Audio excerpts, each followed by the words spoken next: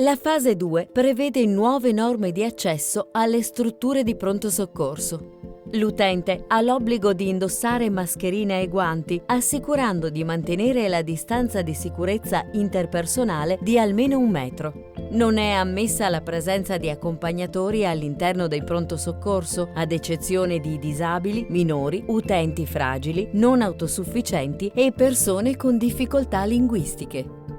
I pronto soccorso, in questa fase, mantengono percorsi differenziati per i sospetti Covid e per gli accessi per altre patologie. Al fine di identificare e indirizzare verso un percorso separato i sospetti positivi al virus, rimane attivo il pre-triage. In questa fase di preaccettazione vengono verificate le condizioni di salute dell'utente in rapporto al Covid-19.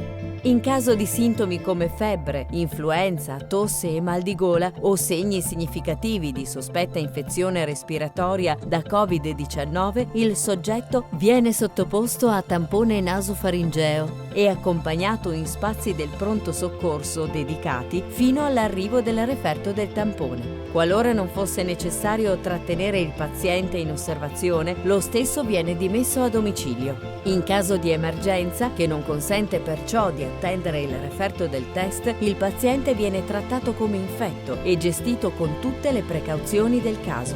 Analogo approccio è previsto anche per le persone che giungono al pronto soccorso in ambulanza, con la variante che il pre-triage va fatto al momento e sul luogo del soccorso. Al termine dell'iter diagnostico per Covid, il soggetto può venire ricoverato o, se le condizioni lo permettono, dimesso a domicilio.